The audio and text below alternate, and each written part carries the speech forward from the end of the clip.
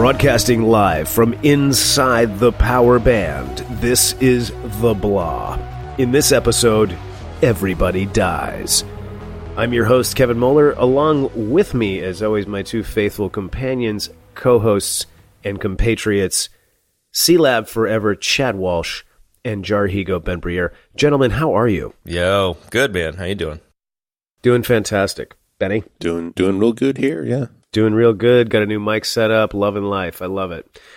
Yeah. That's right. Folks, this week we're going to be talking about the very exciting, tantalizing thriller Avengers Endgame. And we're going to get into all of that stuff in a little bit. First of all, we're going to go over some old business, old thoughts that we've had creaking around in our heads.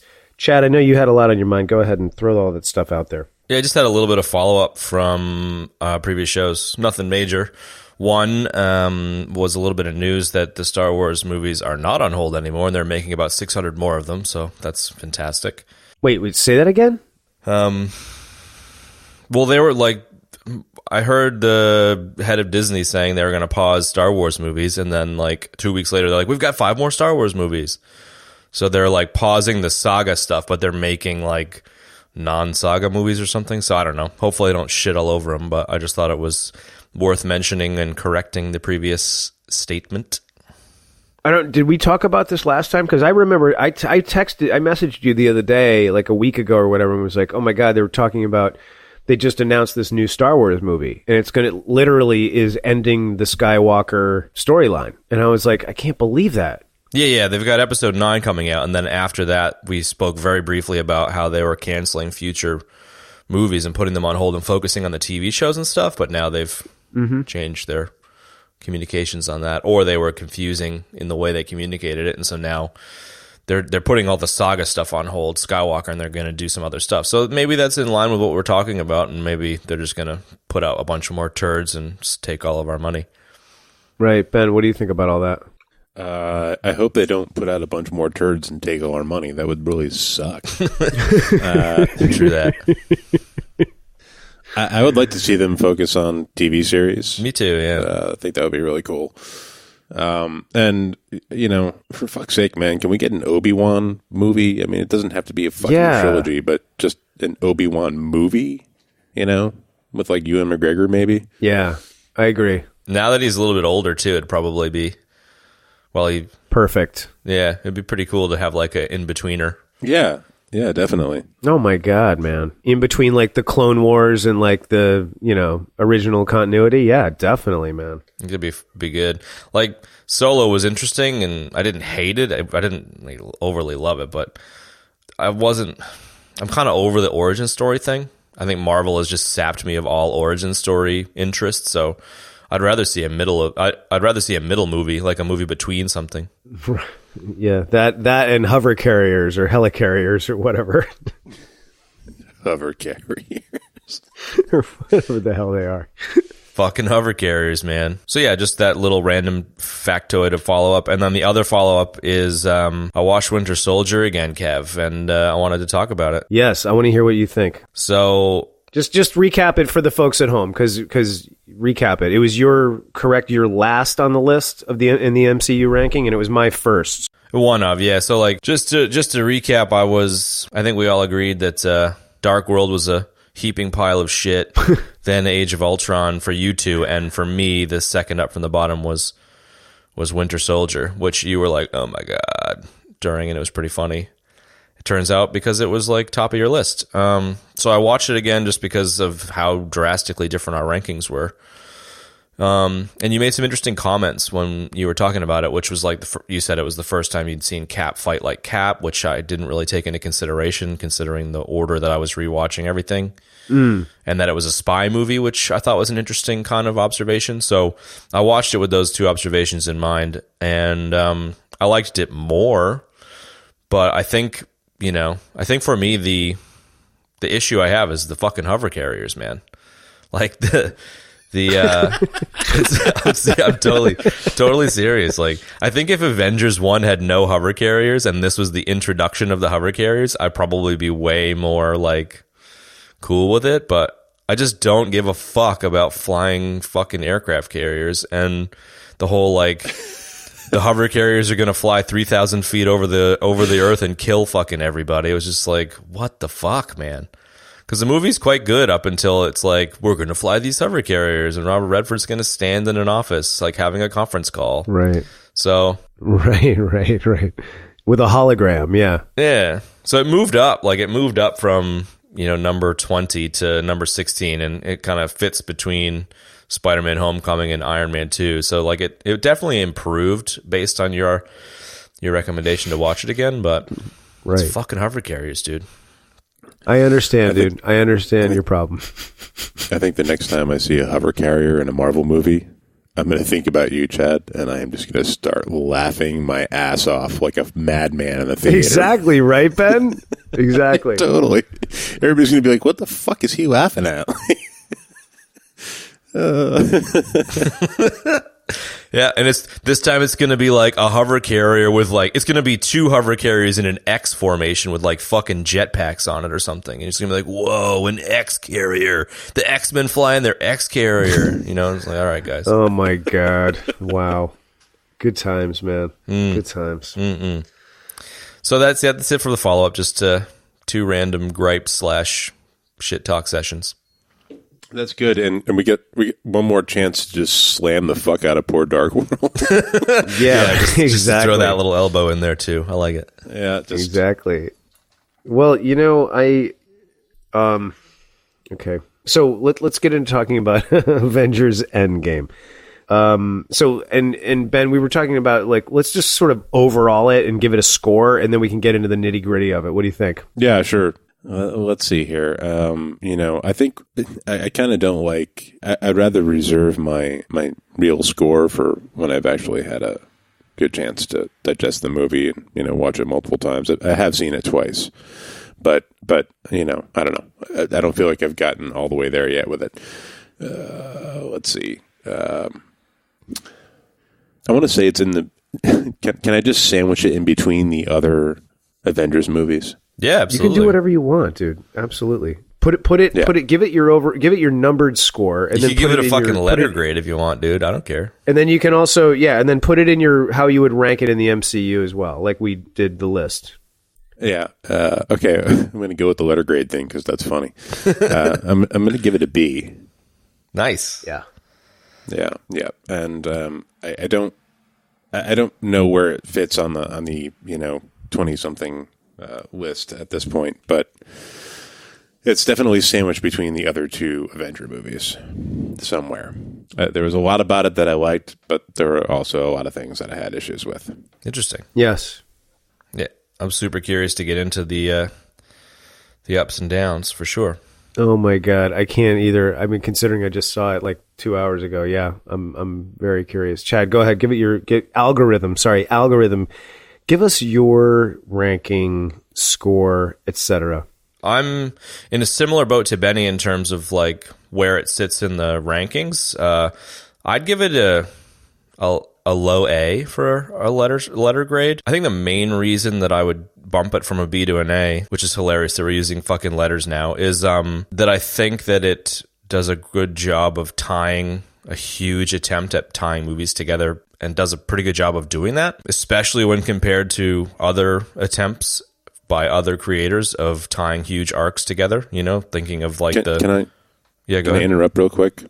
I'm going to say that I think they did do a really good job of tying it together. That's a hard task, and I don't think it ever turns out very well, and I think most people end up being disappointed about one thing or another.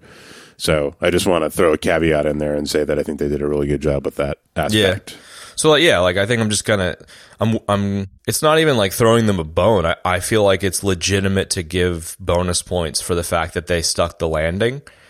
So yeah, I was really surprised and impressed with what they were able to accomplish, especially considering any other large universe of cinema or television that you can think of.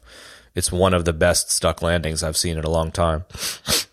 Excuse me. So yeah, for me, I like the algorithm puts it in at a 6.1, which is just above Infinity War and just below my top 5.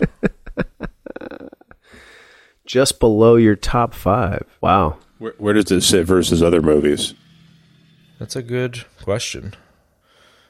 So it sits just below the top 5, so it's just below Thor Ragnarok and just above Infinity War. Yeah. And other movies that are surrounding Infinity War and Ragnarok are like Real Genius, Fallen, Scanner Darkly, X-Men First Class, Wayne's World, that kind of stuff. So like in that area.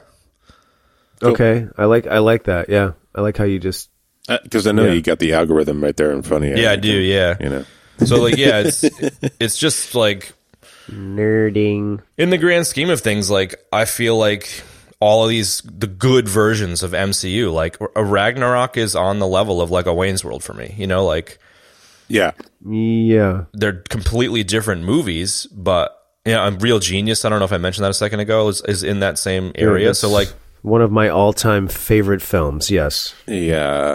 And they're really good movies. Like I wouldn't say that like Real Genius or Wayne's World are like legendary in the sense of like, like we've mentioned before, like The Godfather and shit, but like they're fucking good movies. They're not landmarks of cinema, dude. No, but they're good movies. No, but they're like legendary cult movies, and like definitely. Yeah. I think that MCU is interesting because it's by definition it can't be cult because of the mainstreamedness and the massive amounts of money, but like it sits in amongst some of those. Like you mentioned Scott Pilgrim as similar to like Big Trouble in Little China, and I feel like they all kind of fit in kind of that space, even though I kind of feel like Scott Pilgrim, I give it more bonus points than MCU because it had like $5 trillion more money to spend on it, So I don't know. It's a bit all over the place in terms of the description, but that's kind of where I would place the stuff. Yeah. Sure.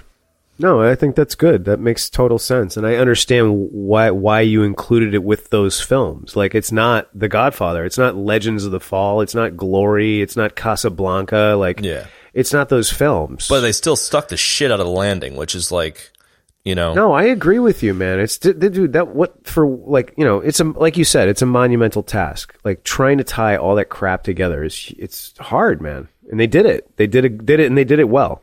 Yeah. So yeah, it ended up like with a pretty strong ranking and it's surrounded by some pretty damn good movies. So considering that it's a comic book movie and that it's like a blockbuster mainstream film, like they did a fucking good job. Okay. I like it. Good answer. But I would love to get into some of the details. What was your overall, Kev? About the same. I don't know. Ben and I seem to be sort of very along riding on the same motorcycle with a lot of these movies. Like, I agree with him. It was just like a B-, man. Like, it was. Kev's copying my homework. Yeah, but I'm copying Ben's homework. Copying aside, like, is this like a sidecar motorcycle situation, or like are you behind him? Grabbing Ben's sides. No, Who's driving? Ben is operating the controls. I am on the back with the half helmet, and I have my arms around his waist. Are you sitting like comfortably against the sissy bar, or are you like wrapping around him? He's a pillion. No, we're snug. I'm snug against him. Do you have your head like tilted into his back, or are you like looking around? Yeah, absolutely. No. I have my head laying down on his back.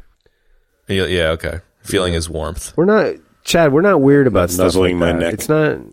Yeah, we're not weird about that. Yeah, man. Well, it's more like clackety-clack Daft Punking your helmets together, nuzzling, but that's all right. Well, sure, there's a little bit of that sometimes, bumpy roads and so forth. But sometimes we don't wear helmets. Sometimes we don't wear helmets at all. I hope they did a good job at selling that in a creepy way. That's really creepy. You did a really good job of selling it in a creepy way, brother. Let me tell you. I want to make a T-shirt of you two riding a motorcycle. I'm seeing you in a whole new light. Yeah. Oh my god. So all right, so I did so I'm doing a B- like Ben because I like to copy Ben, and I just he summed it up well. Like, there's so many great things going on here. Like, they definitely achieved the monumental task of wrapping up a 21 movie story, okay? And they did stick the landing. They did a good job. That being said, there's things that I wasn't nuts about. And it's like, whatever. You can't make everybody happy, But they did a good job with it. I mean, I'm sure they made all their money back. My God, man, you couldn't get a ticket for like a week and a half. So, I don't know if it's actually done it yet, but it was like inches away from being the top movie of all time. I'm sure, and that's not surprising, and I don't know, whatever. Those stats don't really interest me anymore. But yeah, I get it. Yeah, exactly. You know, it's done. It did well. Good. I'm glad. There you go. I'm done. Short and sweet. Let's get into the what of it all. One thing that I really enjoyed about it, digging into it a little bit, was the structure of the movie. I was super stoked with how they were willing to have Infinity War end on a cliffhanger and a down note, and it made it so that the entirety of Endgame could be acts 2.5 and 3 of the 3-act story of those two movies put together. So like if Infinity War and Endgame were one 6-hour movie, you know, the Endgame portion of it is kind of acts 2.5 and 3. So it's kind of split in an interesting way, and it sets it up so like it's nice, and you don't really often have a movie start off somber. You almost always have these movies start off with a big action sequence or something, which I thought was amazing. Like it really, like the Hawkeye's family, you know, dying and him freaking out, and then like Dear Mr. Fantasy playing was just like, it was just heart-wrenching, and it really got you back into the headspace of like, holy shit, which is how you felt a year ago watching Endgame for the first time.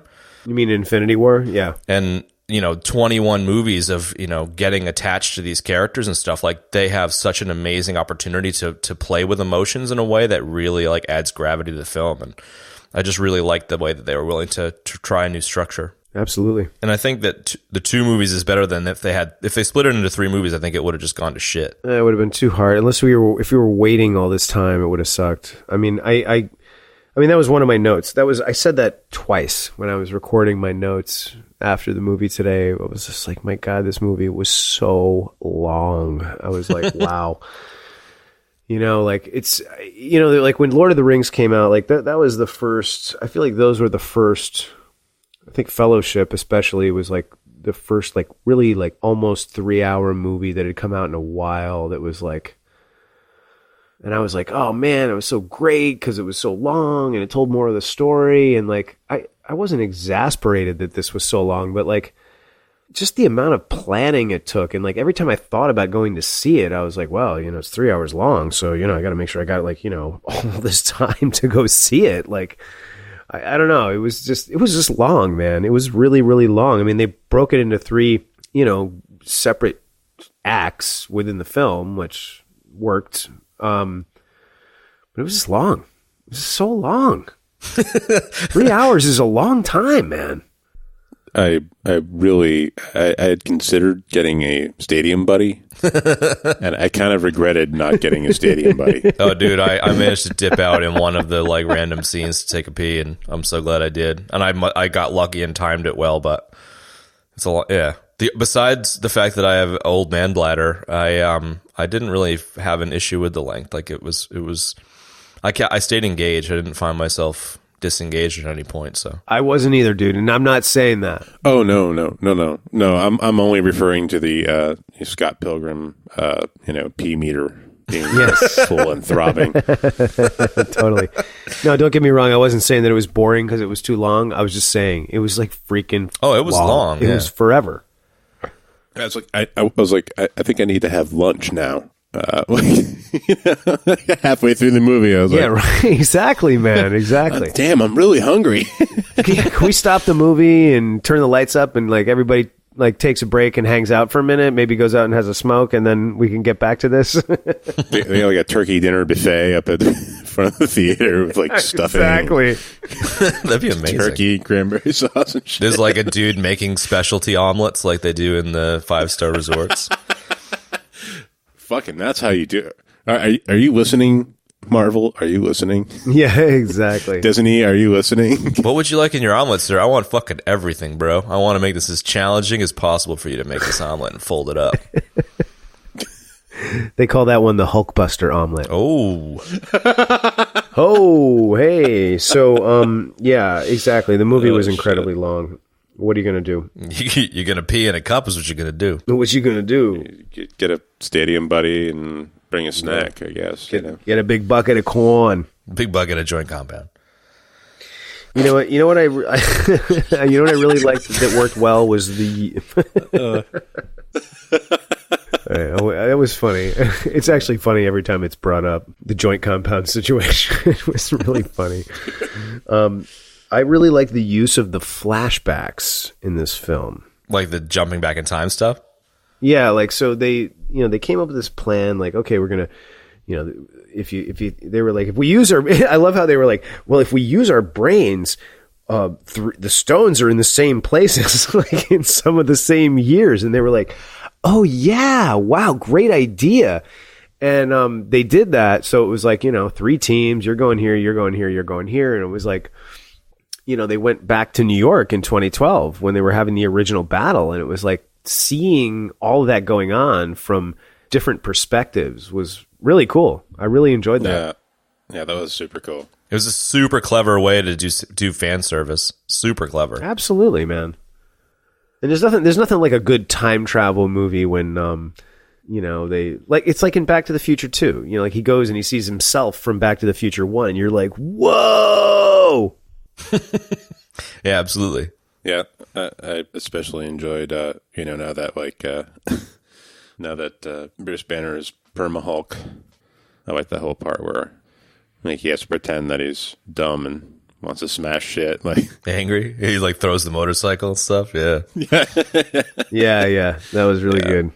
And he ripped his shirt off. Yeah, it was funny. That was funny. Yeah, that was one of the highlights of the movie for me. Actually, in general, was we did a lot of talking about the first Hulk movie and all that, but it was cool seeing the perma Hulk thing.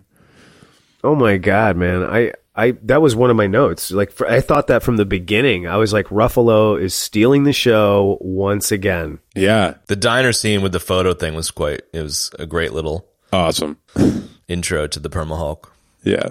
But all of it. I mean, it was just great. It was like he just created yet a whole nother character, man. You know what I mean? Like, just when you thought like, okay, he does the Hulk and he does Banner and like both great, all that is awesome. And then he just makes a whole third character. It's great. And he even in Ragnarok, he had kind of a tweaked Hulk in a clever way too. He's got like, the Hulk we know and love as kind of like the dude that runs around smashing. But then in Ragnarok, he's kind of like funny and kind of talks shit and stuff. And then in this one, he's like, as you said, like a whole new Hulk. So it's a great little arc. Yeah, it's a good testament to Ruffalo's versatility. Yeah, he's found all these different ways to play it. Absolutely, man. That guy is just a monster. I love Norton, but I couldn't see Norton pulling that off. I totally agree. He's just a monster actor. I mean, I love Ed Norton, but yeah, I just think Ruffalo just killed it. He totally killed it. On the Hulk tip, I thought that I really liked that they didn't tie everything up into a pretty little package where, like, Nat sacrifices herself and, there is never anything between Hulk and Nat other than kind of like similar to like the Gamora and Star-Lord thing, like an unspoken thing, or like I like that they didn't have the Hollywood everyone falls in fucking love thing. They picked and chose they picked and chose where they were going to do any of that kind of stuff, and I like that Hulk and Nat never ended up getting together. Yeah, no. I thought that was good. I like that. You can't, every story can't be happy. Quite tragic. Yeah, it was a good amount of tragedy in this film in general. Like you guys were saying a minute ago, like it starts off on a somber note, and it really carries in a somber note through very much of it. Now, I got to ask you guys a question that I have to have answered immediately, because I walked in and the movie had already started, and I saw where I started from was Tony in this ship. And he's like sort of recording this log. And I was like, okay, how did he get in the ship? Like, what's going on? And I almost turned around and asked the only other 2 nerds in the theater what was going on. And then I thought better of it and didn't. So what did I miss in the beginning? Okay, so you missed the opening. Him playing table football with Nebula. Nebula, yes, thank you. Yeah, so the film opens with Hawkeye shooting archery with his 13-ish-year-old daughter, and his wife and 2 sons are cooking a barbecue in the yard, and they're just shooting the shit, whatever.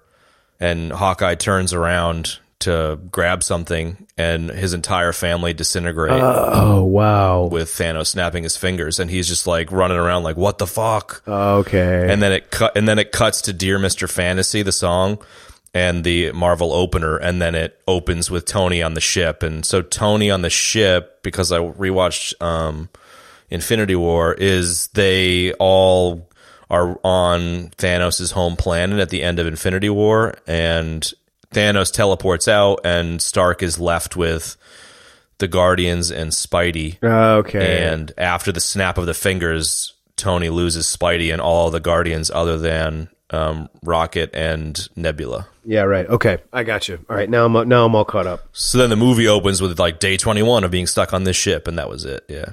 Okay. Yes. So staying on topic with the beginning, I wouldn't mind a brief aside where, like, maybe not like the actual beginning, but when it does the 5 years later thing, I think that was a really important part of the film, because if it was just like Infinity War happens, everyone dies, and then a week later they save the universe, I think the 5 years like really added weight and consequence to Thanos' thing, where like the people that survived got really fucked up as a result. Definitely. Yeah, that's kind of a messy and tricky thing there, I think, with the writing process, because part of me cringed at seeing 5 years later. Really? You know, like really, we're just fast forwarding through time here. But I also get why they did it. So that for me is like, it's like, you know, like you lost a point, but you gained a point at the same time. I don't know. Yeah. What do you guys think? See, I didn't have that same reaction. I just had like it was like 5 years later. I was like, okay, interesting. What the fuck? And then I suppose now, just thinking about it, it's a time travel movie. So they went 5 years forward and then they went 10 years back. So in a way, it kind of makes sense. That's fair, I suppose. But any other option other than 5 years later or something like that, there would have been no consequence to Thanos' killing everybody. Yeah, no. Let me make this clear. I think in most movies, if I saw a sort of dissolve and pan to 5 years later, I would be annoyed. I feel like in this case, it was necessary to make the story work. But you know what I'm saying? Like, I feel like most of the time in a movie, if you know, like they just sort of like faded and went like, and now 5 years later, I would be annoyed. Like that just doesn't seem like good storytelling in most cases. But in this case, it makes sense. You make a good point, Ben. The 5 years later thing, they did a reasonable job here, but in most movies, it's kind of not handled well. I was really surprised by the early death of Thanos and super interested in what they would do. Like, I suppose I didn't really pick up on the time travel-y thing as the only possible solution until Ant-Man's standing there saying, you know, it. But like when Thanos gets his head cut off in the first 10 minutes, I'm like, what the fuck are they going to do? This is super interesting and totally unexpected. And I was curious if you guys felt like it was unexpected or whether you picked up on the time travel thing or kind of thoughts on that shift of gears. Yeah, I think at that point I wasn't really sure I didn't get any spoilers about the movie, but I knew it was going to be really long. So I was like, okay, well now what are they going to do? Yeah, it wasn't going to be 10 minutes long.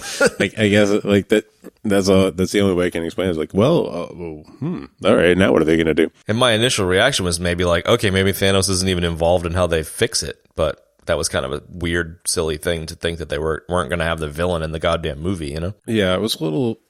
Yeah, they kind of built it up like, you know, they're going after Thanos, and this is going to be like a big deal. And then, like, it's nothing, you know. Captain Marvel comes back, and she's like, he's by himself. There's nobody, you know. And so they just go down and, like... Grease him. Fucking greased him. Yes, yeah, they fucked him up good. Man. Straight up, bro. Come on. They greased him. I mean, you almost kind of felt bad for him, didn't you? Like, I did, yeah, absolutely. Yeah. It's like, oh man, that had to hurt. I mean, my answer is I didn't see that coming. I thought it was cool, because it sort of made me like, you know, I was like, okay, here we go with like a hackneyed, like, okay, now we're going after him, dun da da, you know, exactly. And I was like, all right, what? And then like I did not see that coming with like, oh yep, nobody down there, and then they just go down there and they just clip him. I was like, wow, okay, so now what? You know, responding to your other point, you know, dude, I mean, in this day and age, it is very difficult to like not ruin anything about a film or something like that with the internet and people being the way they are, but. And I managed to know nothing about this movie till I walked into it, except that I knew I sort of had kind of put it together in my head with the whole quantum realm thing, and so that wasn't a surprise. But that beginning bit when they lopped his head off, that was very shocking. So how did you put it together with the quantum realm? I'm curious if you have any recollection of that. I don't really have much. I thought like... Just had a bit of a hunch. It was like a hunch. I was watching Ant-Man and the Wasp, and it was like, okay, he gets trapped in the quantum realm, and then somehow he's going to use that to save them based on what, Janet Van Dyne was saying at the end of Ant-Man and Wasp. I was like, all right, there's got to be something with that. Plus Stephen Strange. And then I think I read that somewhere on the internet, and I was like, oh, right, okay, well, that figures. So...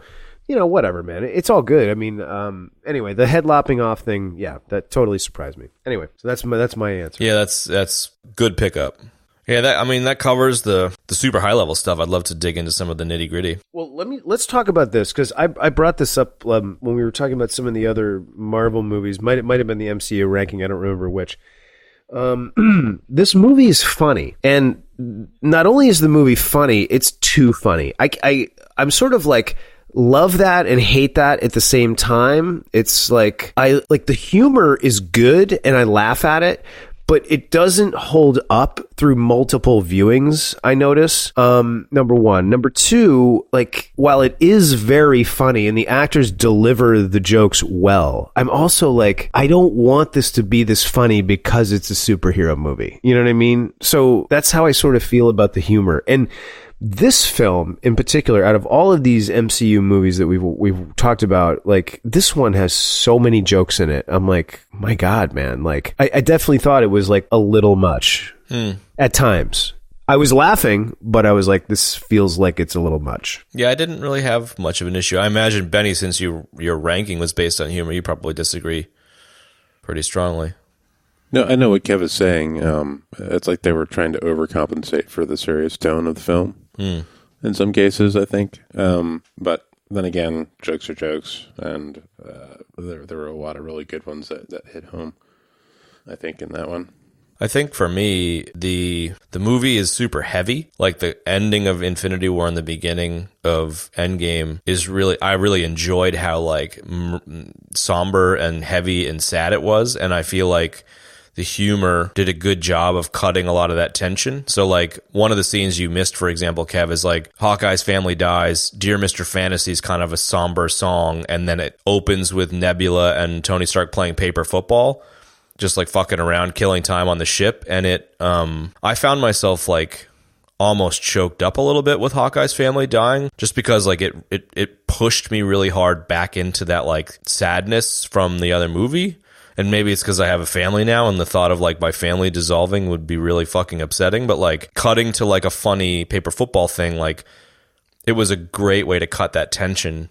And I didn't find at any point that it was heavy-handed. No, it's fine, dude. I get it. I mean, look, I'm not saying that the jokes weren't funny. They were funny. I mean, I cried during this movie like 2-3 times. But like I don't know. It's just a weird dichotomy. It's like these movies are funny and the humor is good. I don't think the humor holds up. Like I've seen these movies before and I remember being in the theater and really laughing like out loud, like hard. And then like I see it again and I'm like, yeah, all right, whatever. But at the same time, I'm just this part of me that's like, I don't feel like this should be this funny. I just kind of wanted to throw it out there, see what you guys thought. No, I think it's a really important point. Like, I remember watching Peter Jackson's Lord of the Rings, which is an example of trying to land a large universe that I think didn't succeed compared to the source material. And like I remember seeing like behind the scenes stuff where he was talking about using Gimli as a comedic relief and stuff to cut the tension. And I just remember watching the films and being like, I don't need to have the fucking tension cut, dude. Sometimes movies shouldn't have the tension cut, and you shouldn't have Gimli fucking I totally agree. Doing a headstand being like blah blah blah, I'm a fucking idiot, and so sometimes it does fall flat, and I think it's a great point. I'm going to throw something in here really quick. And, yeah, go for it. I think this is important to point out. A lot of the humor, I think, is an attempt to sort of humanize the characters, because a lot of the humor that's used in those movies are sort of like the characters are using it to break the tension. You know what I mean? Tony Stark is throwing out a lot of jokes like at, opportune moments just because it's like otherwise it's way too fucking dark. And, like for them, for the characters and the shit they're going through, it's way too fucking dark. Yeah. That's a really fucking good point, man.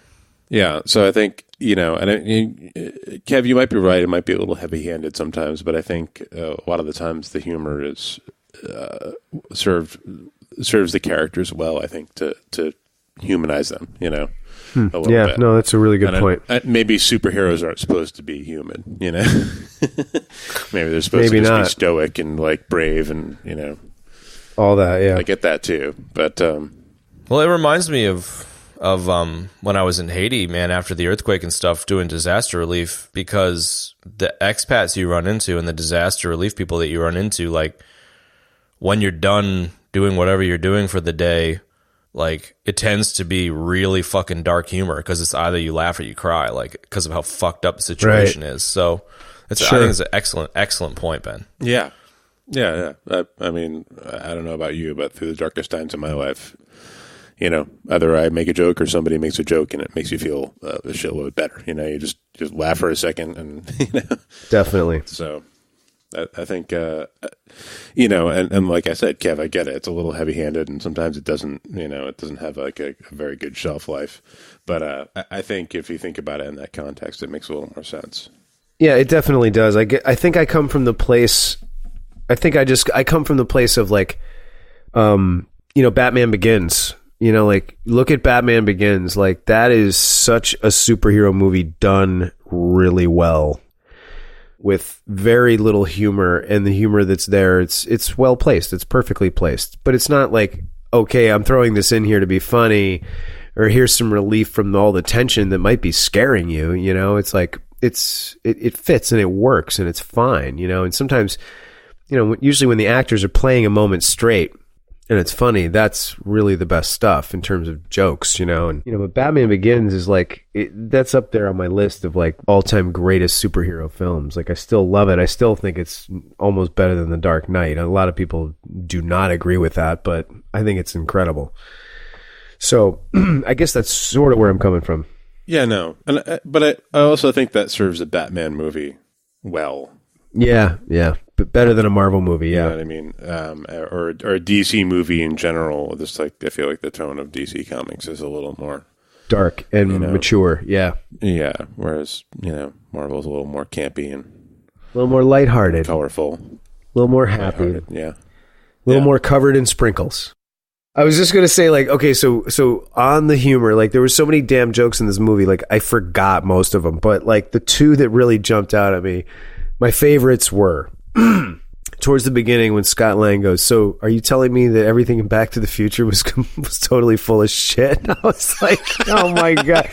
That just cracked me up, man. It's just too much. And like the way that they were, I think it was in the same conversation. They're like, God, haven't you ever seen like, and they just rattle off all these movies like Time Cop and Back to the Future and all this. Like, this is how time travel works. Like, it was like, yeah, okay, that whole thing right with Don Cheadle and Paul Rudd and like, oh God. Yeah. That was really good. It's really good, man. I like the little, it's like, it wasn't one of my favorite jokes, but it caught me in the right way was Nebula and War Machine are coming in and Scott's trying to eat a taco and War Machine's like, what's up, regular size man?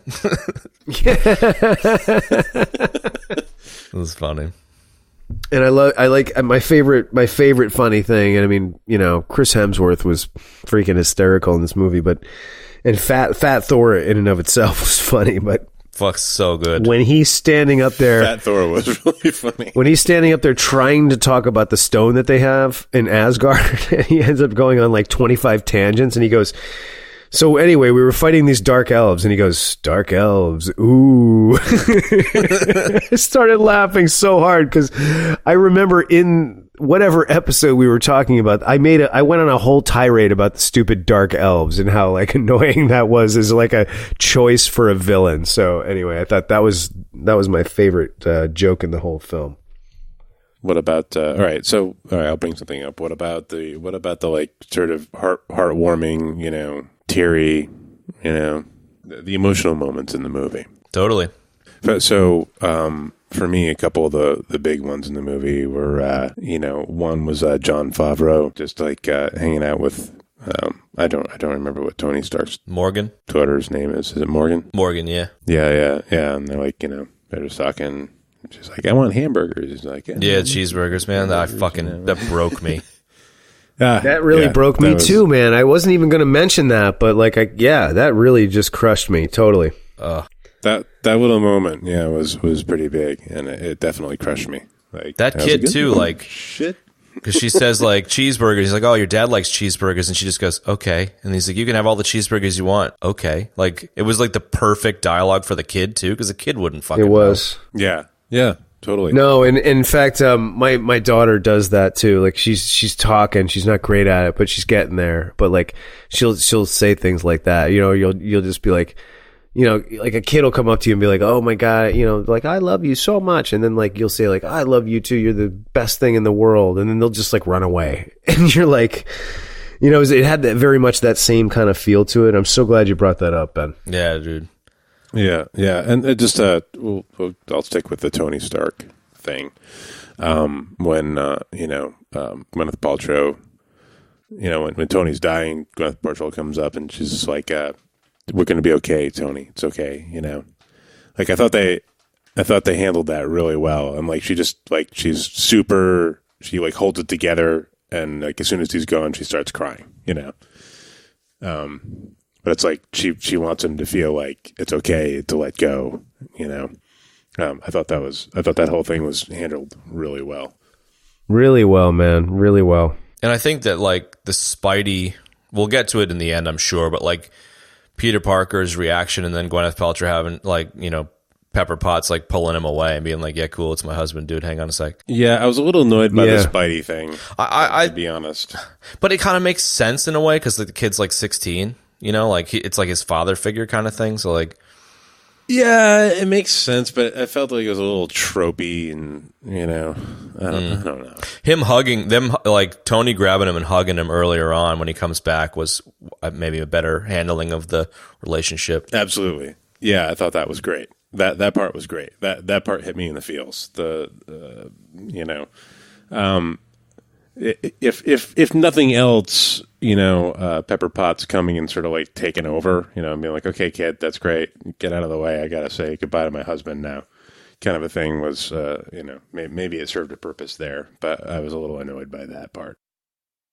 Yeah, I think you want to talk about like some emotional moments in there. Like I really liked when she put the wreath into the water and it said, and on the top it had the first arc reactor and it said proof that Tony Stark has a heart. And I was like, that's so perfect because it's exactly what he would have wanted. Like that's the kind of the person I am. I would have like I want to have like a funny joke there. You know what I mean? And it's like.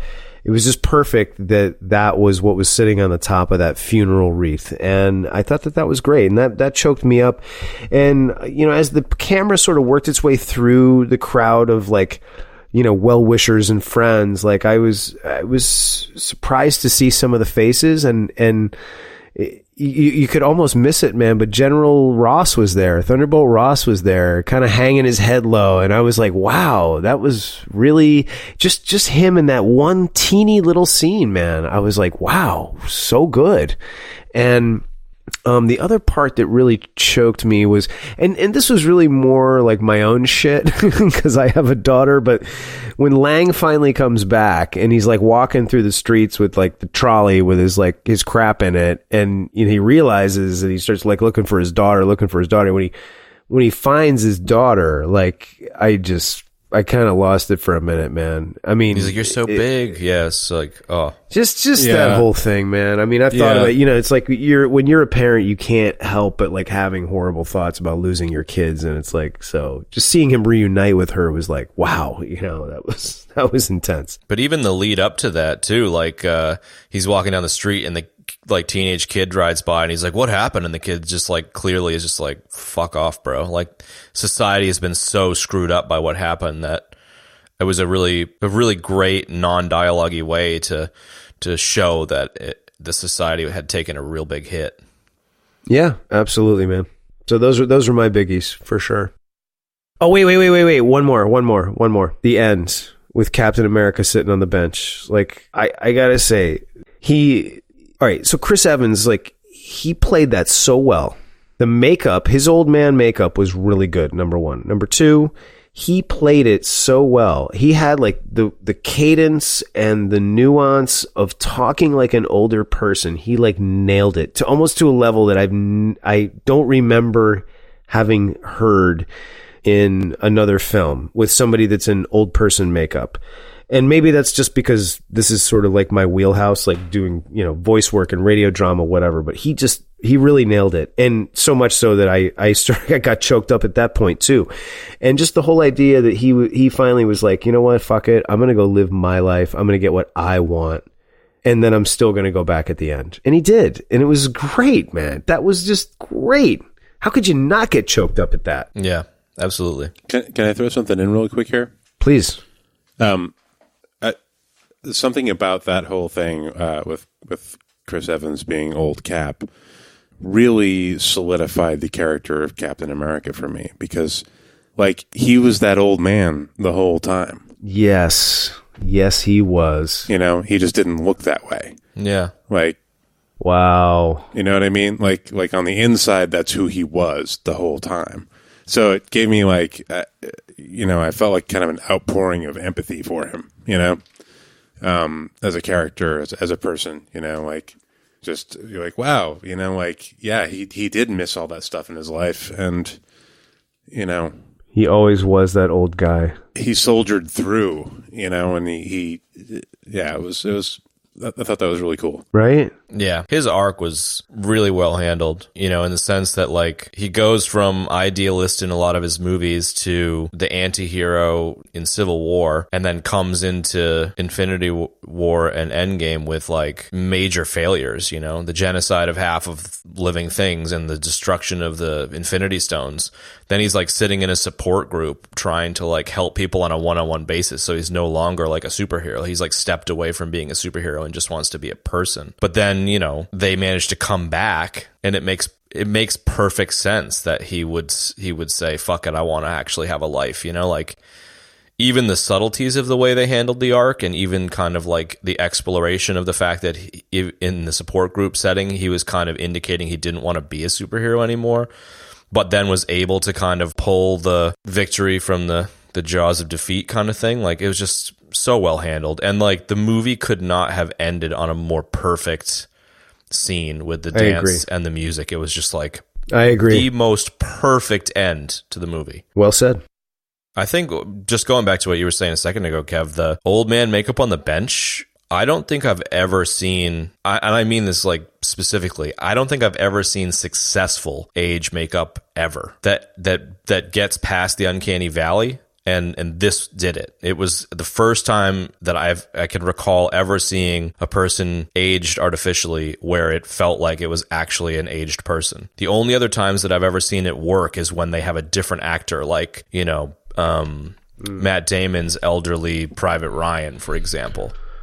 Like, yeah, that was really good. That worked well. I can't think of any other aged scenes. Like Peggy Carter in the movie, in one of the other movies where she dies, I thought her makeup was passable and I let it go, but like it didn't work for me. Like her teeth were really too good. And you know what I mean? Like it's so hard to do. And I don't know how they did this, but fuck, they did a good job. He did a great job, man. And even passing the mantle and the shield to Sam was like, wow, okay. I gotta say, I think it's a bit, I get why Cap passed the shield to Falcon, because he knows that he's going to do the right thing. Like, he trusts him implicitly. I get that. But at the same time, it's like the shield is like such a tiny part of Captain America. I mean, it's the super serum and all of that, like, I just thought it was like a little bizarre, because it's like, well, Falcon has like, gadgets and shit, like, that are already way more badass than a shield, like, I don't know what the fucking shield's gonna do to help him. Yeah, I thought the same thing. I was just kind of like, how is he gonna be Cap? Because Cap, yeah, he doesn't have super serum. He's just a normal kind of dude, right? Yeah. Whatever. They might not even go anywhere with it. I wouldn't surprise me if they didn't go anywhere with it. Wouldn't surprise me if they made 52 movies with Falcon as Cap, though. So who knows? Yeah, I mean, I don't know, whatever. Maybe he becomes Falcon America and, he's like... Falcon America. I like it. Kicking the red, white, and blue with like the wings and the micro missiles and all that shit. Like, it's going to be my new City of Heroes character, Falcon America. I like it. I mean, don't get me wrong. Like Falcon's awesome, but I thought it was a little bizarre. It's kind of one of those things where you're willing to suspend disbelief. Like, without getting into the nitty gritty, I was kind of thinking when he came back on the bench, I was like, well, that isn't actually possible because he branched off time and it breaks the rules of the time heist. But it was just kind of like, it was just like fucking whatever. I love this so much that whatever, I'm fine with that. No, you don't get it, man. You're not getting it, guys. Because if you think about what the Sorcerer Supreme said, right, about the stones and the timeline, he went back and he lived his life with Peggy, then he returned the stones, then he came back. Ah. Get it? Ah. I can't tell if you guys don't care, can't hear me, or I think I get don't care. I know. I'm thinking it through. That makes sense. It does make sense. It's jankety, but it makes sense. No, it's not jankety, dude. It makes perfect sense. Like, he had to go back and No, I don't mean that your explanation of it is jankety. I mean, like, the writers using that as their way to justify it is a little bit jankety, but it makes sense. Fair enough, but I think it works good. I mean, it's like he goes back and he's tasked with returning the stones to the exact point they were stolen. And he says, no, it's got to be me. No, it's got to... He was planning the whole thing, man. He knew it all along. He was planning that from a while back before that. You know what I mean? Like, probably from when he saw Peggy in the 70s or whatever. He was just kind of like, that might have like, yes, straw that broke the camel's back. It was it was like, okay, I'm doing this. Absolutely, man. Because every one of them almost had a moment like that. They went back and they saw somebody that like was important to them, that there was some pain associated with that person, like Howard Stark, and like almost everybody was like that. Yeah. Thor, same thing. Yeah, touching back on the emotion stuff, I thought that the Howard and Tony interaction, while some might find it cliche, like I enjoyed it. Like, I thought it was a nice piece of closure for Tony, considering the fact that he, sacrifices himself at the end. Mm-hmm. Totally. Yeah. Totally, man. I agree. That was another one of my notes. And I think that's maybe where I end up. That's where I end up rating the movie so highly, is like even the stuff that might be considered cliche was handled well or added a lot to the film. And I'm willing to give it so much benefit of the doubt, considering what it was attempting to tie up, multiple movie arcs from multiple characters. Yeah. Fair enough, man. But I think that's a great segue for let's talk about what we don't like, because it is 9:00 as it is. This is going to take a while. So, let's talk about what we didn't like. How about that? If you don't mind, I'll go first, because I only have like 2 things and they're super minor. So this is a true rarity in podcast history. I know. I only have a couple of things to bitch about. So one of the things, I have 3 things on my list. One of them was Cap coming back, suspension of disbelief, which we just covered. So I buy what you're selling, Kev. That sounds like a good explanation. So that leaves 2 things. One is really minor. I found the whole Hawkeye's wife calling him after they come back really, I was just kind of like, fucking what? She comes back from the fucking dead and she's like, oh, I'll just grab my iPhone and fucking text him. It just seemed like they could have found a different way to communicate that half of the people came back. You know what I mean? Like, I know that's super pedantic, but like, as I said, it was minor. I get it. Yeah, I get it. But also, I think they also, I can't remember exactly where, but they established in the movie that people that came back were a bit confused about what had happened. Fair enough. So like the one legitimate problem I have with the film, or at least for me, like the major problem I had, which wasn't anything like earth-shattering and doesn't make it a bad movie, but I found it an annoying sequence, was the football game / rugby game with the Infinity Gauntlet towards the end, where it's like, pass the gauntlet to me and I'll move it 20 yards up the field, and then I'll pass it to me, and then pass it to this guy, and then pass it to this person. I just found that a little bit annoying. Yeah. I guess I'll just jump in here really quick because it makes sense here. You've already heard a couple of my gripes, and we can go back to those and revisit them. But the whole final battle sequence kind of I just thought was a little I don't know. I know they were trying to cram a lot in there, but it was just, what, a little too Braveheart. there's just yeah, I don't know. There was just too much going on, like it was a little William Wallace, dude. Yeah, totally.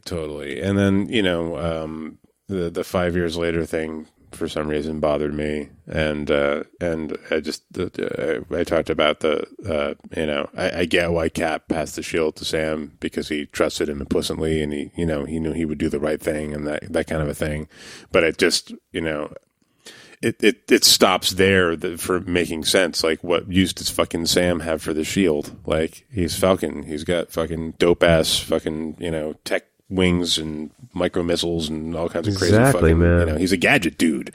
Totally gadget dude. So, I've seen him use the wings as shields to block bullets. He does it in the beginning of Civil War. Right, yeah, he doesn't need the fucking shield, like the shield is like it'd be like Thor giving him the hammer, It's like, yeah, here you go. Exactly. Yeah, like even if he could like pick it up and like swing it around and shit, it's like he's just like a normal dude, like it doesn't, it's not going to be like a super powerful weapon for him. Like it's so I don't know. Yeah, I don't know. I think there's more, but I don't know. Somebody else go if I think of something. It sounds like you've got a pretty large list of problems, Kev. So it would be worth checking. Maybe I do, Chad. Maybe I do. All right, I'm gonna just sort of rattle them off, and we can sort of pick through them as I rattle them off. And I just remembered one actually that it's sort of a two-part one. And again, these are little nitpicks and gripes. I mean, there's nothing like crazy here that I was like, oh, I just couldn't stand this. Nothing like that. So, okay, so first of the two-parter one, because I think these two things are interrelated, is, okay, so Thor goes back in time. He sees his mom. She's like totally gets that he traveled back in time, blah, blah, blah. He holds out his hand. He takes the hammer. Then he goes back forward in time with the hammer. So what about Thor of that time? Because clearly that was the dark elf, dark world period of Thor's life. Like, maybe that's why the movie sucked, is because he didn't have his hammer the whole time. I don't know, but like that just, I was like, what? Okay, so how does that work? And then on top of that, after all of these things, through all of these films of like, you got to be worthy to pick up Mjolnir and all this thing. Captain America's throwing that thing around like it's a freaking Pokemon or whatever. Like he's tossing that and using the lightning like he's Thor himself. And I was just, while I thought it was cool, I was like, what the hell is going on here? Really? I thought you would have loved that. So I did love it. But at the same time, I was like, this is completely wrong. Yeah, I loved that shit. just for Thor being like, I knew it. Like just for that little moment. Oh, what are you saying? Because he knew that he could do it all along. He just pretended he couldn't. Well, he moved it in Age of Ultron. They were all like sitting around drinking beers and shit, and everyone was trying to do it, and like Cap like wiggled it a little bit, and Thor raised his eyebrow. Right. I remember that. Yeah, he was like the one contender for being worthy. And that's the thing, is it's a worthy, like being pure of heart or whatever the hell it is. And I think like, all right, because I can get on board with that, because Cap is worthy to wield Mjolnir, or however you pronounce it. Because he's worthy to do that, anyone who's worthy to do that is the God of Thunder. So whoever wields the hammer is the God of Thunder. So when Cap wields it, he literally is Thor. So it's kind of like, Falcon Heavy or whatever, Falcon fucking America. It's Captain Thor for a second. Falcon America. I can't get over that. Okay, all right. I get that. That makes sense. That's a good explanation. Yeah. I like it. I'm curious to see Falcon America. I think it's going to be cool.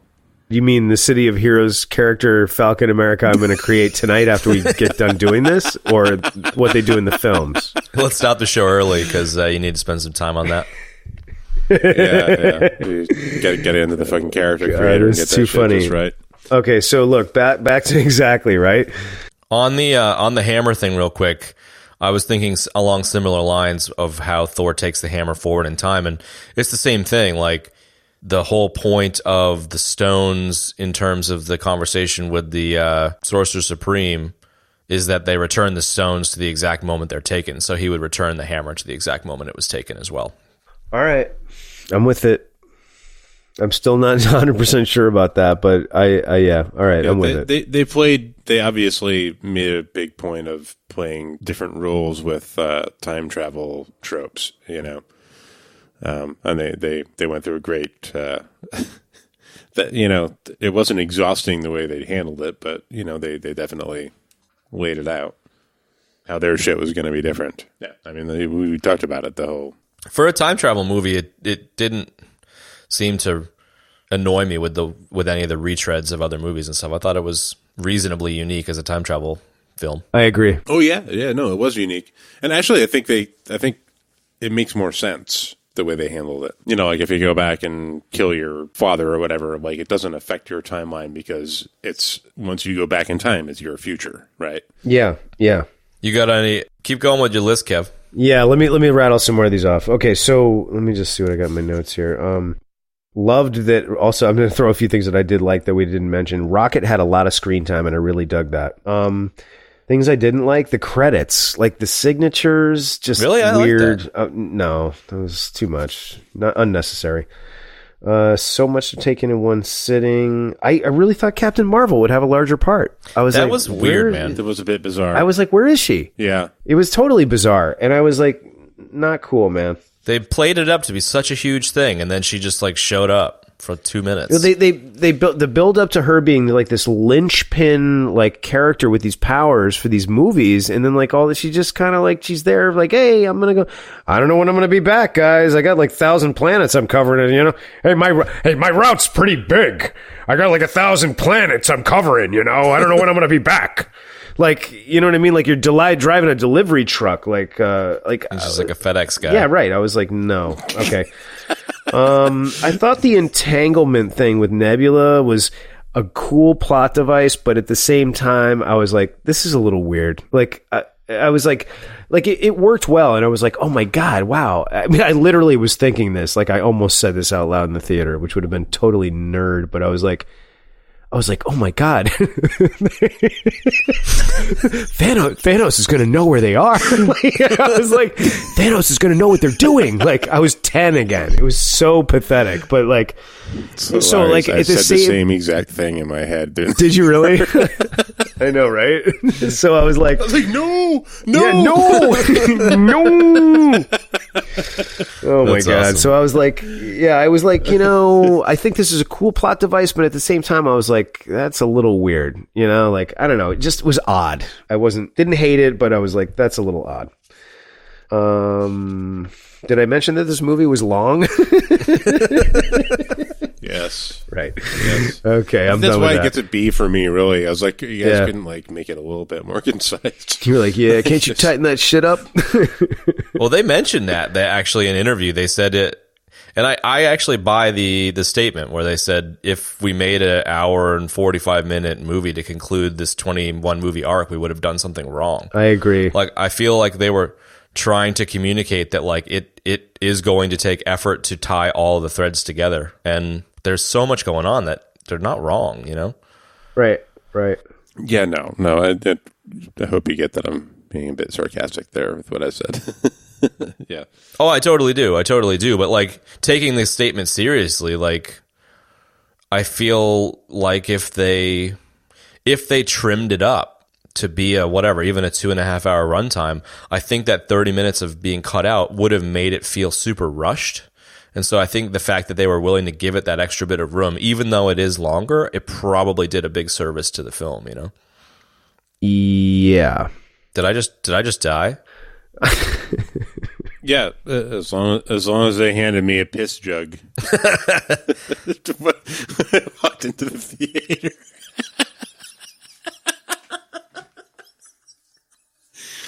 Did I mention I love doing this? This is a lot of fun. I mean, this show, all right, so I'm going to continue. I could not wait to see, and I know that you guys didn't have Doctor Strange as high on your list in the rankings as I did, but I could not wait to see Doctor Strange. And I was a little disappointed that I had to wait so long to see Doctor Strange.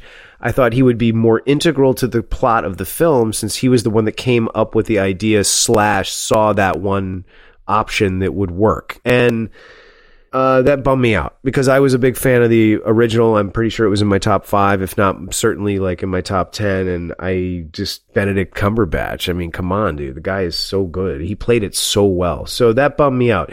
Quick question. Did he vaporize at the end of the first one? Yes. He did. Yes. Okay. All right. Then that'll just... Right. I don't remember that. And if he didn't vaporize, it would have been pointless to have the Endgame movie because he could have just been like, do this, this, and this, and then we win. Right.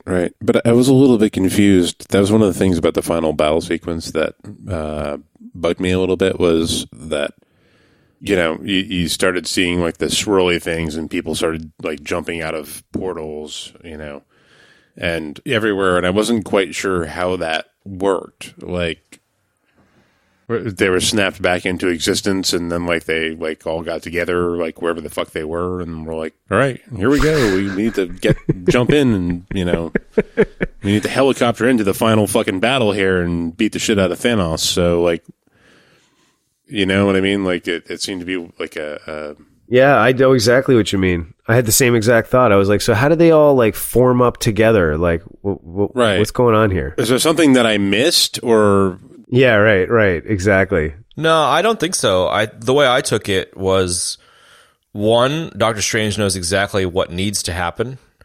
2, he comes back from being vaporized, and as you mentioned with the phone call gripe, everyone gets brought back to exactly where they were. So like Black Panther would have been in Wakanda with all of his armies back, all the Ravagers that fly in from Guardians or all that kind of stuff. So Strange would have come back, known exactly what he needed to do, which is jump around a bunch and say, hey, I'm going to gather everybody together. And then he opens a bunch of portals and there you go. Right. Thanks. That's kind of how I took it. Exactly. No, you're right. Thank you for walking me through that because I remember thinking like the first time I saw the movie, I was like, holy shit. Doctor Strange, bad motherfucker, like, wow, he's like, like he's there at the pivot of the battle, like, but then afterwards I was like, wait a minute, but where did he come from? Like, and what the fuck was, Yeah, because he was on Titan with Spidey and the Guardians when they all dissolved. Right. Yeah. So he was literally like on pause through that whole thing. And the minute he came back, he was like, all right, I'm going to fucking make some portals. I'm going to get everybody together and we're all going to jump in. Well, Spidey mentions it when Spidey comes back and gets a hug from Stark. He's like, yeah, I saw Doctor Strange and we were stuck in this place and he was telling us all about the stuff. So it actually even could have been like everyone was in this, random world like the Soulstone world or whatever. And he was just like, hey, y'all, listen up. When we come back, I'm going to do this. Oh, okay. So that's another layer then that I wasn't really sure about. Because in the film, Spidey specifically says that they were together in another realm, and he spoke with Doctor Strange. So okay, by that rationale, like they could have had quite a few board meetings in that 5-year period. Wow. Okay. I didn't know that either. Jesus. I was actually just watching the movie again while you guys were talking. I just dipped out for a minute. Yeah. All right. So let me wrap this list up. My final 2 things. The first one's not a gripe. It's just an oddity, which I actually liked. But again, I was like, why did that just happen? Why did all the women, specifically the women, form up like Voltron when Captain Marvel was like, okay, I'm going to take this thing across the field. And then all the girls just like, they stopped whoever they were killing. And they were like, we will help you, And I was like, wait, what just happened? Where are all the guys? Like, why is it all the girls? Like, it was just odd, Yeah, I think they were just going for the girl power thing. I get it. I knew you were going to say that. I knew you specifically were going to say that, but like, I get that, and I'm like totally. When fine it happened with in the movie, I was like, for fuck's sake! But it was just kind of like, all right, cool, girl whatever. power. Yep. But I was like, why? Yeah, I was like, why is this? Okay, and then my final thing was Iron Pepper. Why?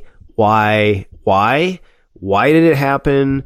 When did we ever see a hint of this before? Like, all of a sudden, not only is she wearing an Iron Man suit, she is more than proficient at utilizing the Iron Man suit. I was like, just no. Yeah,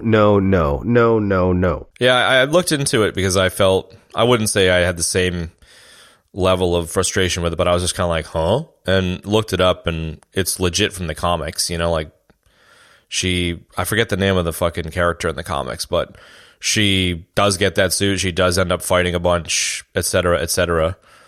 I mean, it's the only way that she can be there when Tony dies. So by that rationale, like, you can forgive it.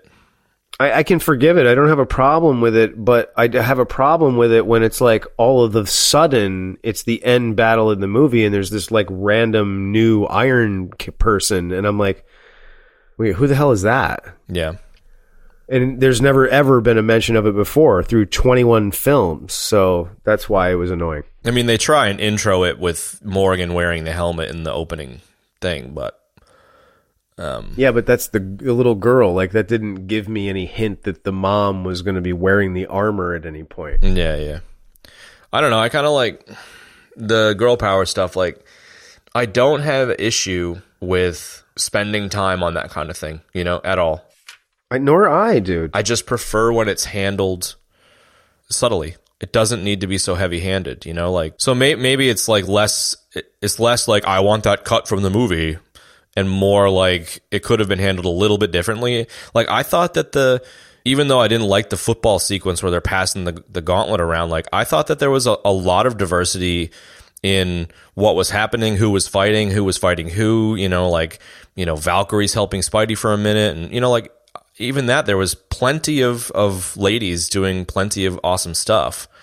Scarlet Witch starts kicking the shit out of Thanos at one point, to then have them all come together, like, intentionally to be like, we've got this. It was just like, I already understood what was happening. I already was stoked that there was a diverse, huge ensemble of people fighting. Like, you didn't need to call out to it so specifically. So that, I can buy that part of the gripe for sure. Right. I'm with you. It was, yeah.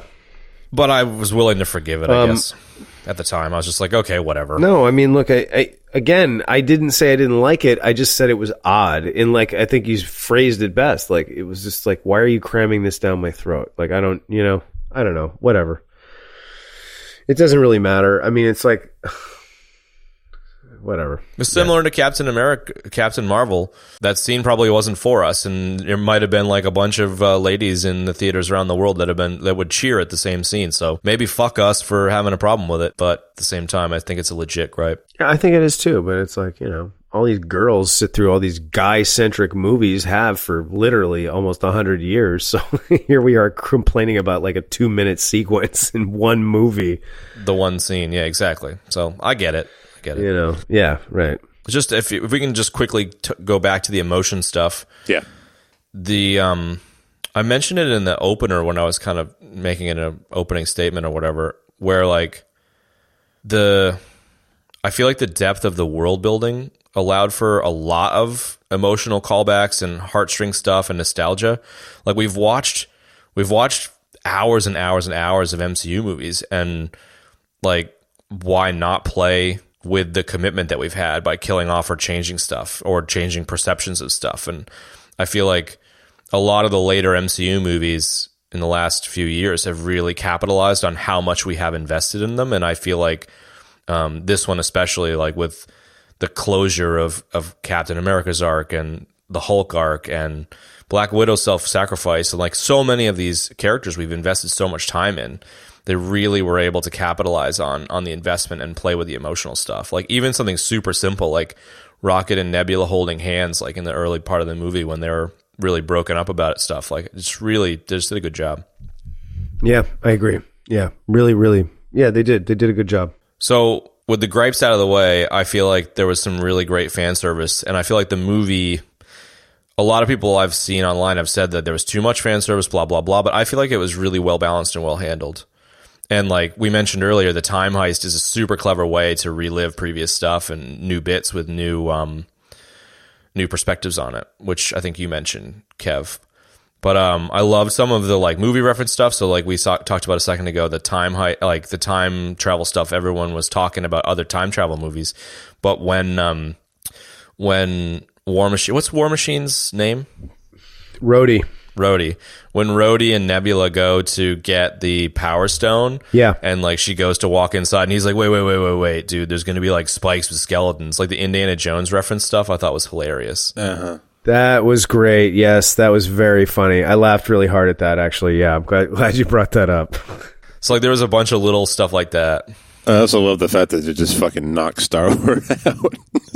Yeah, he's like, oh, he's a fucking idiot. He's an idiot. Like, yeah, that was really good. The on the cap scene, I loved especially the you think they're gonna redo the elevator scene, but then he says Hail Hydra. That was just like fucking genius. So great. I know, right? That was a great moment, actually. I forgot about that. That was really clever. And America's ass and stuff. Like there was some really funny bits in there. Oh god, yeah. That's America's ass. I didn't like that. I that was stupid, man. I really feel like Ant-Man and Ragnarok, but Ant-Man especially, like the sarcasm just is so good. Like Ant-Man's humor, I feel like is just such a great addition. Dude, he's great and his sarcasm's great. But like when they started talking about their asses, I was like, come on, man. For real? Like, do we really need this? That was stupid, dude. I loved it. I thought it was hilarious. That's the addition of Paul Rudd to the cast of Marvel characters that's what he's there for. Just important. That's what he's there for. Agreed. You know, and we, based on the conversation we had last week, we can thank Edgar Wright for that one. Yeah, I looked into it after you mentioned that he was the original director. I believe Kev, you mentioned it, and he was saying that. Yeah, I did. The casting of Douglas and Rudd were Edgar Wright, so we can thank him for that. Well, right on, dude. But Paul Rudd he wasn't the one that started the whole asses thing in the movie. No, it was Tony Stark, but it was Cap and Thor. Yeah. But Paul. Oh yeah, he's like, your ass looks like shit. Yeah, that's right. Right. Yeah. I'm pretty sure it was Paul Rudd that was like, hey, that's America's ass. Like, yeah, he did. Yeah. Yeah, okay, he did. You're right. Yeah. All right. He was defending the ass. Oh my god. Fair enough. The and like on the Paul Rudd tip, like it was kind of dumb, and like it could even be seen as a gripe, but I kind of like the fact that the creeper van with the stupid horn was in the movie, and like they were trying to get to it then. Like that was kind of the Ant-Man and the van thing was pretty good. The ex-con van. Yeah. Right. Yeah. That became like a plot device. There was another funny bit at the end with the whole, like, when Thor decides to go hang out with the Guardians of the Galaxy, and there's just that whole exchange about who's in charge. And then I love how Drax is like... That's right, everybody knows who's in charge. Yeah, no, but Drax goes, I think you guys should go settle this with a knife fight. The Asgardians of the Galaxy? Oh, God, I'm really looking forward to Guardians 3 to see what they do. Oh, my God. Yes, it'll be funny. Ben's skeptical. In terms of the really, really big fan service moments, man, two things that were just like hit me in the feels were on your left when the guys first come back. Oh yeah, right. Help me out. What do you mean? On your left? What? Oh yeah. So in Winter Soldier, I think it is the opening. When Cap's running around Washington and passes Falcon on your left, and Falcon gets pissed off. On your left. But he whaps him. And then in Endgame, he laps him like 4 times. Yeah. And so he just says on your left over and over and over again. And then in the climax of the battle or the opening of the battle where Doctor Strange opens all the portals, Falcon just says on your left, and Cap turns, and that's when like everyone comes to save the day. It was just like, fuck yeah. And then he drops the Avengers Assemble and has the Thor's hammer and stuff. So like, I just thought the on your left callback was well placed.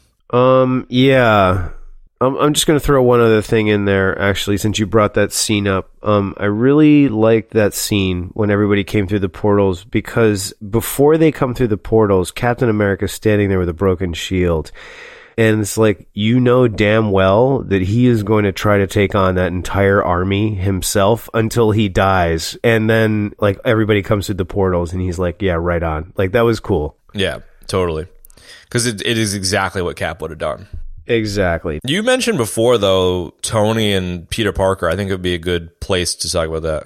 Okay. I just love their relationship. I thought it was great. Good thought. Good. Great talk, son. Good talk, Dad. Good talk, guys. I thought it was great. It started in Civil War, it continued in Homecoming, and it continued some more in this one. And I really enjoyed Tony's relationship with Peter and his relationship with his daughter. I thought it was great, and it was well done. Yeah, I think like the mentorship of Peter Parker pays off big time with, Tony dying and the whole him being upset with Peter Parker being disintegrated and stuff. Like, even without that, it was really great relationship. But with that, it just makes it so much. It just elevates it. Right. Absolutely. No. That in general, I like the whole. I don't know if this has ever been present in the comics. Certainly not in any of the ones that I, read back in the day. But I like the mentorship of Spider-Man by Tony Stark. That whole thing. That whole thing has been pretty cool all along, and I think, as you said, it paid off really well.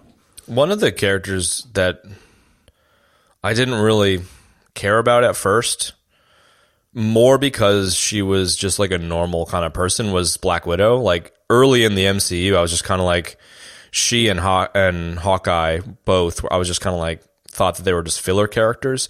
But as time has gone on, they've developed into good additions, and they have had interesting arcs, like the addition of Hawkeye's family, and then specifically in this movie, Black Widow, taking over from Nick Fury when he's dead, and her like emotional reaction to Hawkeye going kind of crazy and killing people. Like, I thought that they handled her arc quite well in this one too. Yeah, absolutely. Yeah, definitely. And there's more there for Black Widow, I think. I mean, there's a lot they've alluded to that I'm pretty sure they're going to do a movie at some point and flesh everything out there. Yeah, I think they've confirmed a prequel, which they would have to do because she's dead. But yeah. But there's a lot of there's something going on with the relationship between her and Hawkeye, where he knows what her past is, and we don't really know that yet. Like, we just know that something's up. So it'll be interesting to find out.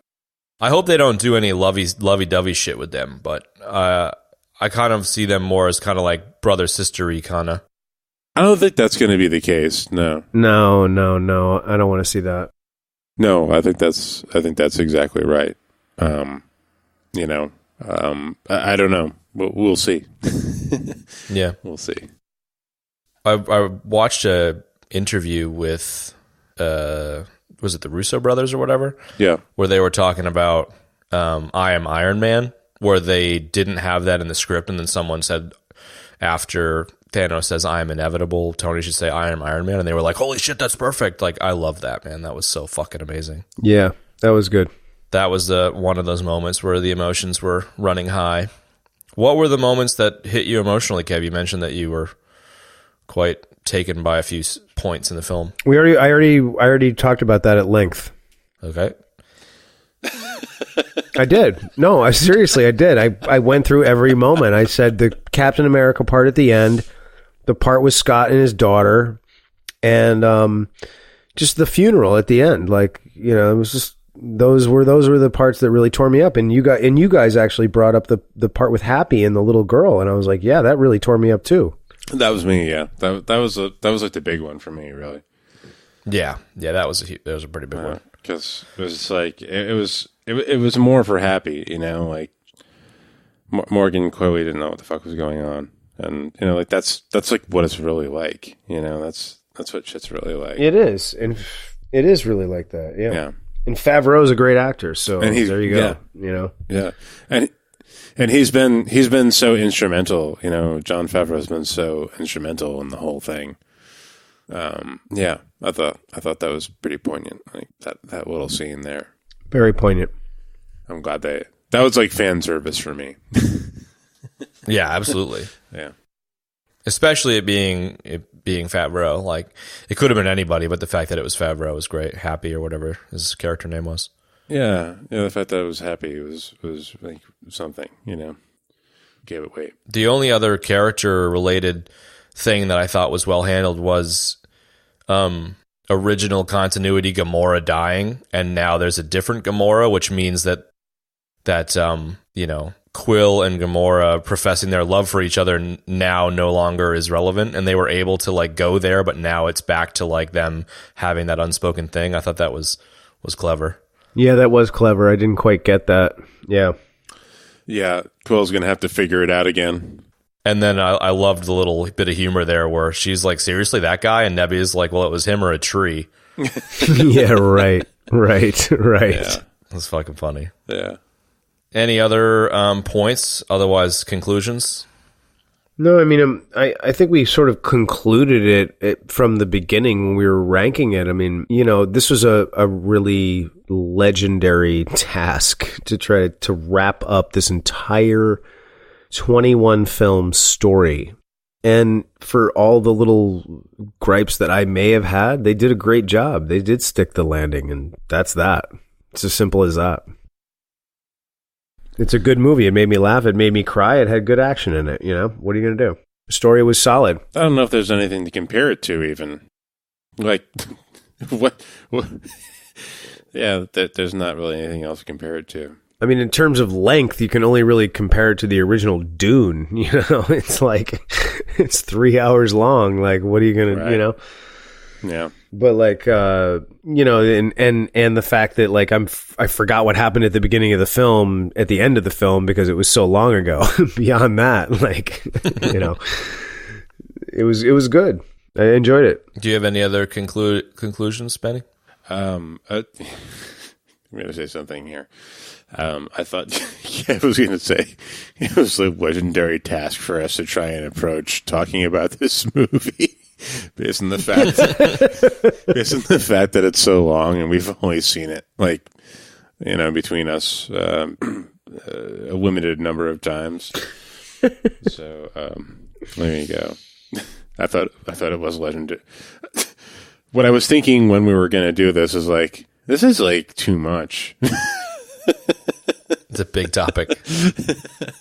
So it's a lot to chew on, Yeah, I thought about that too. It is a lot. And I kept thinking like, this is so much to take in one sitting. And then it's funny that you just said that what you thought I was going to say, because what I almost said 20 minutes ago was, we need to start wrapping this up, because if we're not careful, the podcast is going to be as long or longer than the film was, because we're at like 2 hours at the moment. Somebody's going to need a fucking stadium buddy to listen to the podcast.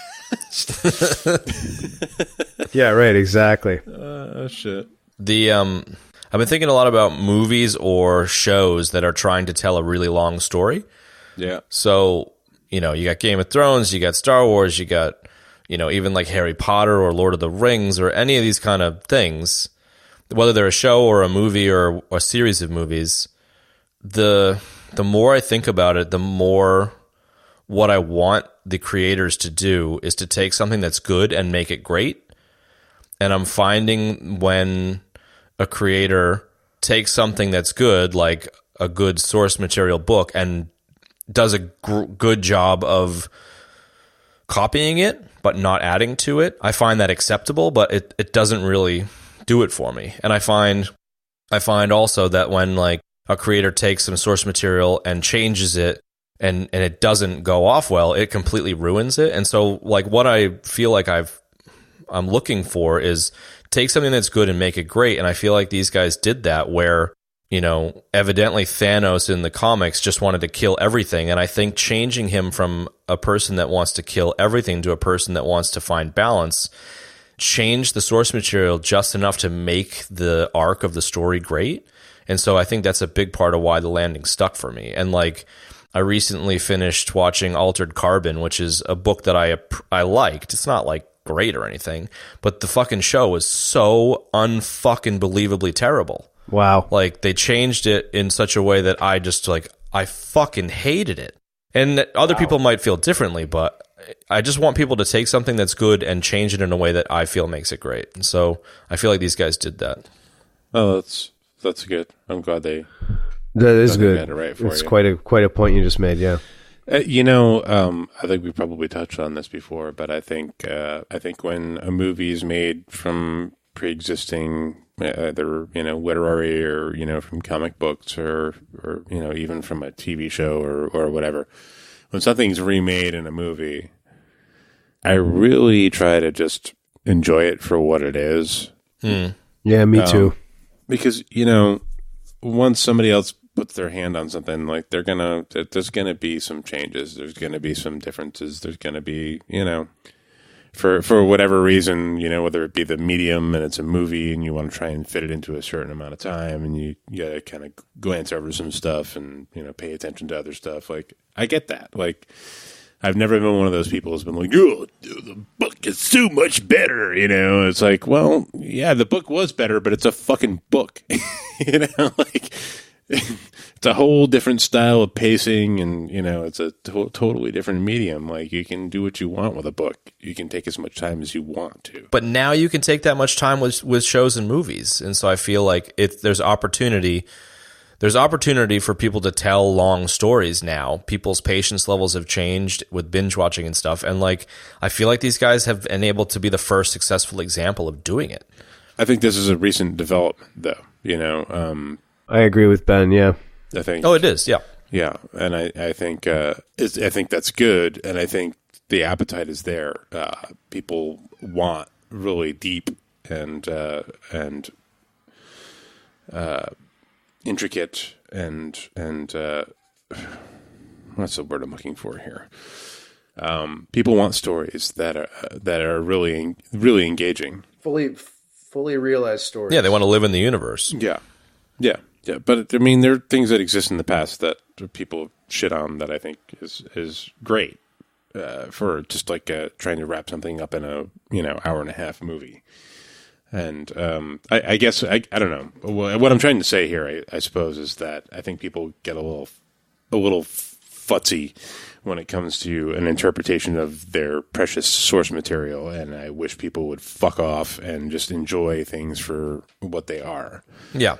Instead of trying to compare it to something, because it's a different thing. It's a different thing. But on the, like, I tend to fall on the other side of the spectrum there, maybe in the futzy side of it. And like, yeah, I get it. For example, with Altered Carbon, if you're going to change something that drastically, just say it's based on it. Don't fucking try. Don't say you're remaking it. Don't say you're making Altered Carbon. Just say like, this is based on Altered Carbon. Like, they changed that fucking story so much. And I'm not like a purist. I don't have like a fucking Altered Carbon tattoo on my lower back. I just don't think it makes sense to shit all over source material so that no one else can actually respectfully make something. If you're going to change it so much, just say it's based on it. Like, I don't know. I'm gonna have to bow out on that one because, for one, that book got passed around like wildfire between mostly probably guys like around my age. It clearly got passed around to you, and the whole series, the whole Altered Carbon series, I was never really that fond of. It felt like sure. I only enjoyed the first book. The other ones I thought sucked, but yeah, it felt like it was like a smutty detective, like film noir detective series taking place in the future. And it never really, like, it was definitely an entertaining read, but it wasn't like, oh, I love this, No, it's not fucking Shakespeare by any means. No, it's okay, So I guess when I saw the Netflix series, I was just like, yeah, that seems pretty representative to me. Like, so I had a different take on it, like, yeah, fair enough. I couldn't tell you what they fucked up about the story. Like, well, the answer to that is everything. Okay. Like, they changed fucking everything. Right, we'll talk about it. We'll talk about it another time. Yeah, another time. Another example that we maybe don't need to get into great detail on is Peter Jackson's Lord of the Rings. Like, at the time, it was probably one of the first attempts to have a multi-movie arc, which, you know, the public was only willing to put up with 3-ish movies, and, you know, the studios were only willing to fund 3 movies instead of 22, which is how long Kevin Feige has had on this arc.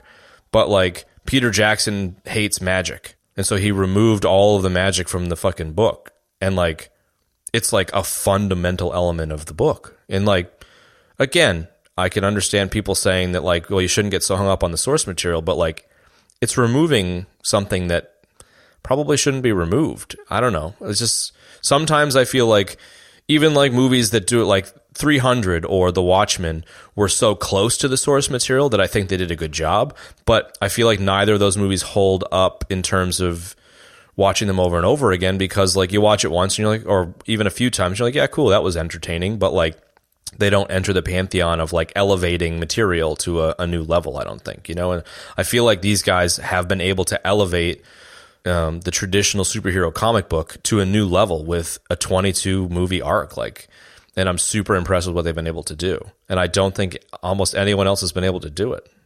Well, certainly it's been tried. And I think this is the best attempt out there.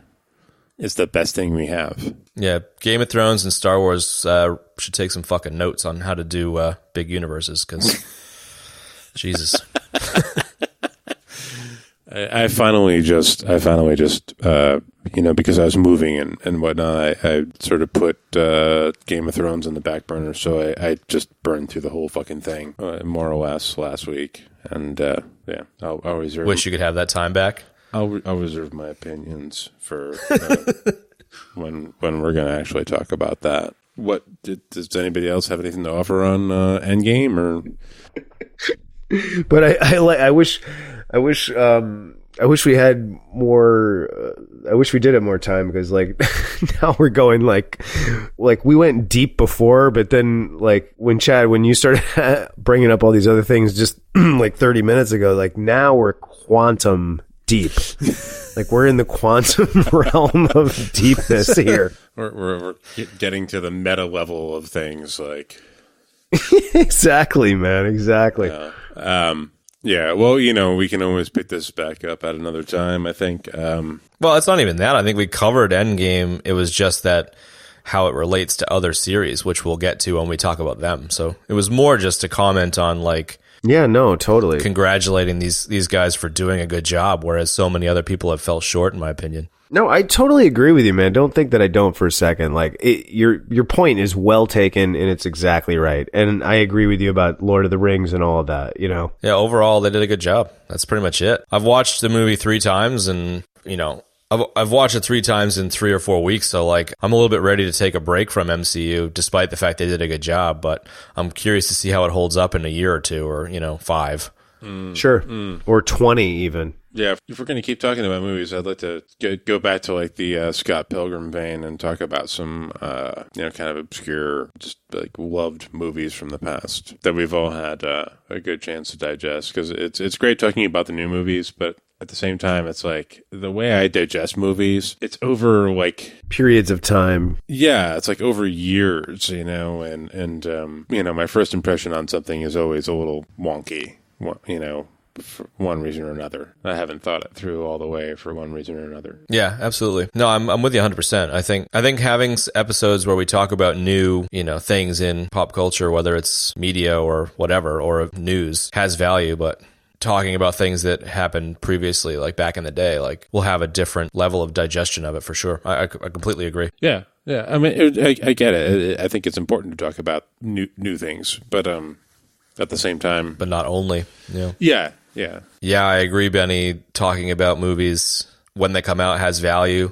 I feel like we've covered a lot of ground here. I'm sure we'll touch on it again in future, but for the meantime, this is all we can really. This is the depths that we can dive with Endgame for now, and we'll revisit it in 20 years in episode 752. So tune in. Despite the lack of interest and terrible reviews, we're just going to stay at it, people. So That's it. Yeah, no, it's One star. Yeah, one exactly, man. I think we picked all the meat off of this bone. Until next time, folks, we just want to say thanks for tuning in. My name is Kevin Moeller, a.k.a. the Wolverine, and good night. Later, dudes. yeah, Jorhigo signing off. Remember, people. Check you later. Check you later. Okay, Slater, why are you such a dork? That wraps up this week's episode. If you want to find links to the stuff we spoke about today, you can find them in the show notes in your podcast app of choice or at the website ebd.fm/11. If you have any thoughts on the show or an idea for a topic, hit us up on Twitter at EBD Podcast. You can find me at Molverine on Twitter. That's MOHLVERINE.